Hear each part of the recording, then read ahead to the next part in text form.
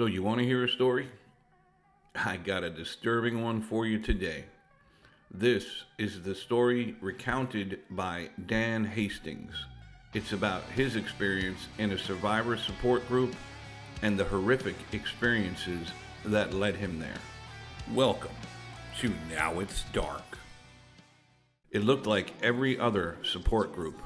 A room in the basement of a church with metal folding chairs arranged in a circle, a table off to the side with coffee, and the feeling of quiet desperation hanging in the air. The facilitator spoke. He said, "The first rule of the group is that we don't use our real names. The second rule of the group is that we don't discuss this group outside these walls." Dan was immediately brought back to his childhood. Rule number 1, no lying. Rule number 2, no crying. Tommy's rules. We had all learned talking about it to anyone who hadn't lived through it was a mistake, because the first time each of us tried, we were told we were remembering things wrong. The looks were even worse, a mix of sorrow, fear, and shock, like we were insane. Everyone in this room was told the same thing as a child. Every family gets a third parent. Mine arrived when I was 7. His name was Tommy. A woman across the circle squeezes her hands together when I say that. The man beside her keeps his eyes on the floor. They already know. Tommy looked like a man. Mid-30s, thin, pale, his hair neatly combed like he just stepped out of the barber's chair. Nothing about him looked wrong, which is what made him feel so wrong. The first night, he stood in my bedroom doorway. He didn't move, he didn't blink, he just smiled. My mother came in behind him and said, "This is Tommy. He's going to help raise you."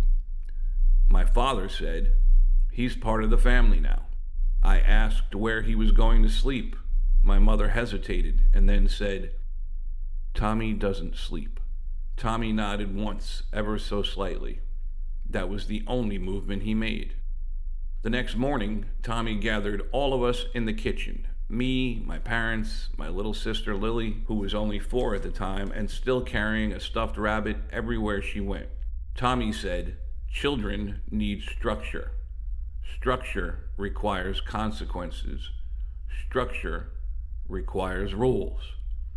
And then my mother spoke. Rule number 1, no lying. Rule number 2, no crying. Rule 3, when Tommy speaks, you look at the floor. Rule 4, you do not touch Lily unless Tommy says you can. That one didn't make any sense to me, but I nodded. 3 days later, I spilled a glass of milk, and Tommy told me to hold out my hands. I looked at my mom. She avoided my gaze and stared at the refrigerator. Tommy struck my palms with a belt 5 times. I clenched my teeth. I didn't cry. Tommy smiled, and Lily started to cry. Tommy turned to her and asked, "What is rule number 2? Lily replied, "Not to cry." Tommy said, "That's right, Lily." He smiled and said, "Why is your brother being punished?" She sniffed and said, "Because he's bad." Tommy nodded. Then he struck my hands 5 more times. He told me, "You are responsible for what she feels." Across the circle, someone whispered, "He said the same thing to me." Punishments became normal. Kneeling in corners on uncooked rice with my nose touching the wall for hours at a time. Holding encyclopedias over my head until my arms shook. Standing barefoot in the garage during winter. If I shivered, time reset. Tommy started assigning lessons. If Lily dropped a toy, if Lily cried, if Lily had nightmares, I was punished. Tommy told me older siblings exist to absorb mistakes. He said, "She gets to grow up clean. You do not." Sometimes he locked me in the hallway closet. It was dark and quiet, but I could still hear him breathing on the other side. slow, calm, patient. One night I whispered for my dad. The closet door didn't open, but later my dad stood outside the door and whispered, "I'm sorry." That was the first time I realized my parents weren't choosing this, they were surviving it. We had a dog, a golden retriever named Max. Max loved everyone, especially Lily. Tommy watched Max closely. One afternoon, Tommy called me into the backyard. Max followed. Tommy handed me a plastic bowl with Max's food in it and said, "Don't let him eat." For a second, I thought it was a joke, but Tommy doesn't tell jokes. Max sat in front of me, tail wagging. I held the bowl. Minutes passed. Max started whining. Tommy watched me smiling. After about 10 minutes, Max tried to push his nose into the bowl. Tommy said, "If he eats, Lily will be punished." Max didn't understand. I pushed him away. He whimpered. Lily watched from the porch, confused, crying. I kept the bowl in my hands for about an hour until my arms burned. Max eventually laid down. Tommy nodded. He took the bowl from me. Max didn't get fed that night. Tommy told me, "You learned restraint." Yeah, I learned something else, that love could be weaponized. Tommy started coming into my room at night. He never touched me. He didn't need to.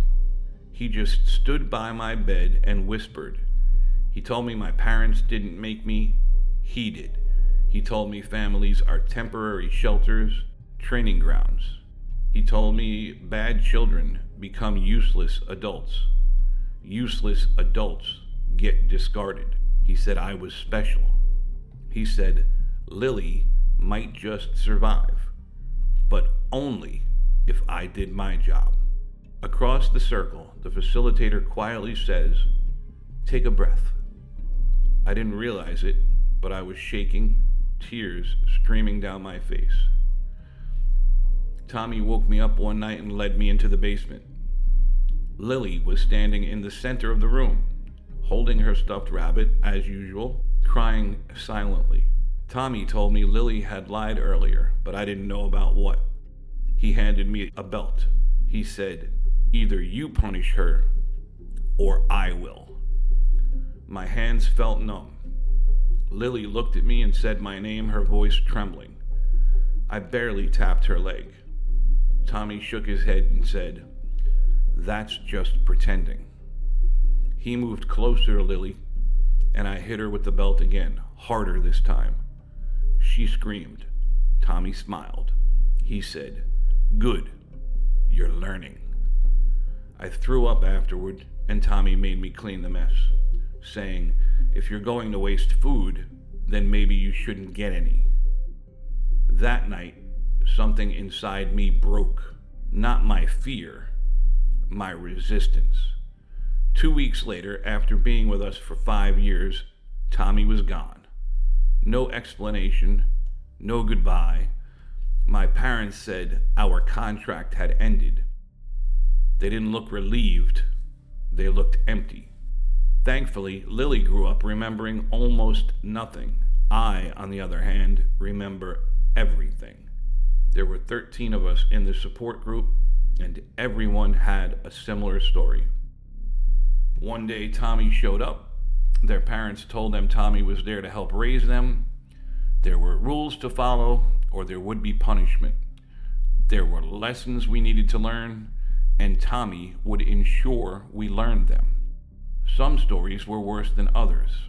Children who were visited by Tommy and grew up to have children of their own were visited by Tommy again, this time to help raise their children. I was never so happy about not having children, but I was also devastated because this meant I never could. How could I put another child through what I went through? My own child. One man in the group, in his 50s, named Carl, told his story.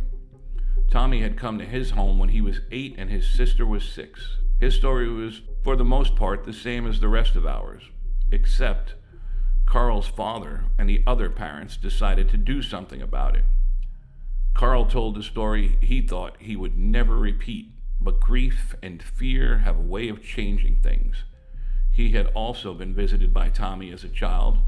All 8 families in their neighborhood had been.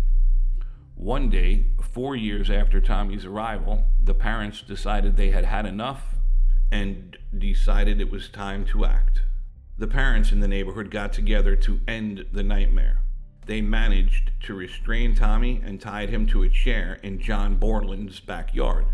Carl and 2 of his friends watched from the Jeffries' backyard next door. The group of 16 parents confronted him. "Your reign of terror ends tonight, Tommy." Tommy laughed his sickening laugh and said, "Is that so? Is that what you think? Okay then, do your worst. But remember, I am forever." One of the men in the group, Charlie King, produced a handgun, raised it to Tommy's head and said, "Forever ends today for you, freak." He shot Tommy in the head. Tommy's head snapped back and he was silent for about a minute. Then he opened his eyes, laughed, and said, "Forever." "How could he survive that?" asked one of the women. John walked to his garage and came back with a pair of axes. He handed one to Wayne Jeffries. Tommy laughed. "What are you going to do with that, Johnny boy?" John said, "We're going to see if forever includes in pieces." John kicked the chair Tommy was on to the ground and brought the axe down on Tommy. Wayne joined him and they proceeded to dismember Tommy. When they were done, they started a fire and threw the pieces of Tommy into it, adding gasoline to keep it burning hot. When the fire burned out, they scattered the ashes and walked back to their own homes, traumatized by what had just happened, but hopeful that the nightmare was finally over. 2 days later, there was a knock at the door. When Carl's father opened it, he saw Tommy standing there. Over Tommy's shoulder, he saw John Borland's home across the street engulfed in flames. Tommy said one word, "Forever," and pushed his way into the house. When it was all said and done, all 8 houses on the cul-de-sac were reduced to ash. All 16 adults were found dismembered in the remains of their homes. 3 children were found dead from the fires, and 11 children were orphaned. I was 32 years old when I found the support group. A friend spending the weekend heard me talking in my sleep. She gave me the number. No name, just a number. She said, "They helped me. I hope they can help you too."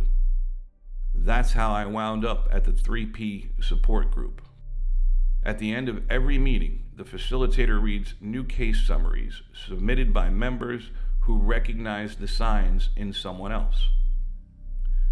Age 5. Location withheld. Subject contacted the police reporting a man living in the home. Parents claim he has always been there. The facilitator folds the paper. No one speaks because it means another family has been chosen. Worse than that, it means Tommy really is forever. Well, there you have it. What do you think? Have you ever heard the story of the third parent? Were you raised with a third parent? Was your story like theirs? Let me know your thoughts in the comments. Like and subscribe for more dark stories, and thank you for watching Now It's Dark.